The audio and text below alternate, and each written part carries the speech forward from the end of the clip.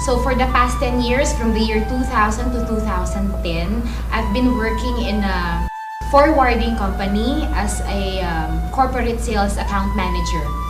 But noong 2010, I decided to leave the corporate world because I gave birth dun sa first child ko and decided to concentrate and to be a full-time mom.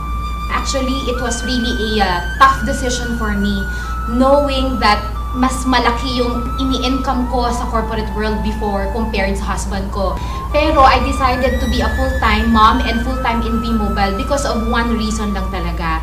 To be hands-on sa baby ko. Kasi kung ipapaalaga ko siya sa yaya o sa ibang tao, I think hindi mamamatch talaga yung pag-aalaga ng isang ina sa anak niya. Siguro lahat ng work o lahat ng business hindi naman magsa-start na madali. Okay? Walang nag-start ng madali and then all throughout madali. So, syempre talagang mahirap siya at the same time. Kasi being a full-time mom, a wife, and also having a business at the same time, it's not an easy task na pagsabay-sabayan siya. You really have to budget your time every day. Like, pwede mo muna kasi asikusuhin si baby during daytime bago mo siya gawin yung business. Kumbaga, hindi talaga siya madali, pero sa lahat ng mahirap, ito na yung pinakamadali. Laging tumatatak sa isip ko, sa business na ganito, ang pinakamadaling gawin talaga, mag-quit.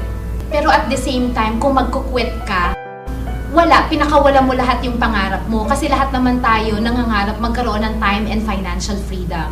Pero siguro isang pinaka-the best na quote o pinaka-the best na nagbigay sa akin ng inspiration to move on is yung quote na binigay ng husband ko sa akin. Sabi niya is, why you always give up every time there is a rejection? But look at Jesus. He never gives up on us every time na lagi natin siyang nire-reject. Hindi ko talaga makakalimutan. Somebody told me na, you joined lang naman networking kasi it's all about pera-pera lang. Pero in reality, hindi nila naiintindihan is we are aiming sa ganitong business is to have time and financial freedom na kasama mo yung family mo. Bakit ko nasabi yon? Ang kapalit nun is, sinabi ko sa sarili ko, aanhin ko yung title na manager o malaking sweldo in a corporate job kung hindi ko naman maaalagaan ng anak ko. Ang gusto ko lang i-point is, lalo na sa mga mommies out there na naglulong to be a full-time mom, maalagaan ang anak nila, may chance talaga malaki. It's just that, ang ma-advise ko lang, kailangan nyo lang you have faith and courage to do that. No matter what yung mga tao, kung ganong panira ang sinasabi about V-Mobile, about sa pagkatao mo, minsan downgrading na talaga. Pero ang key lang dito, isipin mo, pag tumigil ka, lalo mo lang pinatunayan sa kanila na sila ang tama at ikaw ang mali.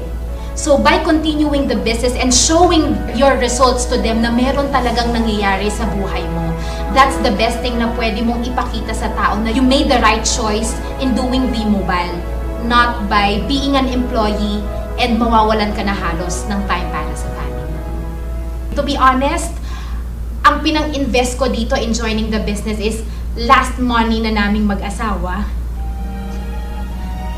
sa bank. Ang pera na lang namin that time is only 12,000 pesos and I invested that during the time way back 2011. Nung pag-uwi ko, 36 pesos na lang yung laman ng bank account namin. Hindi ko alam kung anong pwedeng mangyari. One thing lang ang objective ko, to take care of my child and earn at the same time. Hindi ko na nilong na lumaki pa yung sweldo. Hindi ko kailangan ng manager na title. In reality, V-Mobile taught me that more than the manager na title, mas maganda palang tawagin ka as a mentor ng libo-libo mong mentors